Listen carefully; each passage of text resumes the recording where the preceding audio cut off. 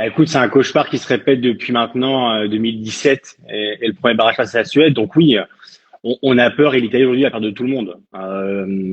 Peu importe l'adversaire, on pourra en parler après du futur barrage en mars.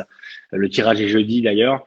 Mais l'Italie a peur de tout le monde aujourd'hui. Ce qui est normal. Tu parlais évidemment de ce score hypothétique que voilà contre la Norvège, le 9-0. Évidemment, personne n'y a cru ici parce que c'était impossible. Parce que la Norvège déjà est très forte.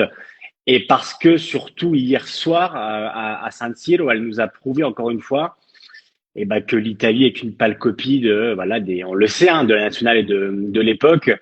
Mais surtout hier, Gattuso avait dit moi j'aimerais bien gagner pour poursuivre un peu le voilà ce qu'il avait commencé depuis son arrivée sur le banc. Il y avait 5 victoires sur 5 quand même. Donc alors certes c'est des victoires face à des petites nations. Il y avait la Moldavie, il y avait Israël et à chaque fois ça a été quand même globalement compliqué.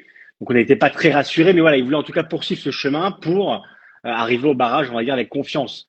Et tu mènes 1-0 et finalement tu t'en prends 4. On peut dire que la Norvège a joué une mi-temps sur deux, parce que la première, ils étaient en claquette. La deuxième, ils ont joué avec un minimum de sérieux.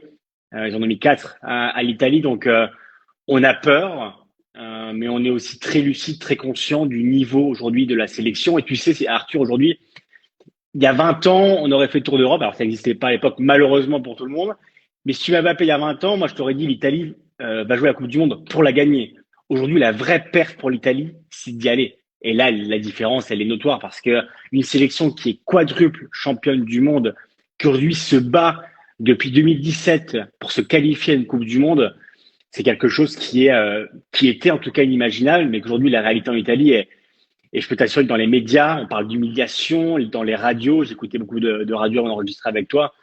Voilà, il y a beaucoup d'inquiétude, beaucoup de peur, mais aussi beaucoup de lucidité sur le fait que l'Italie aujourd'hui est pas du tout au niveau.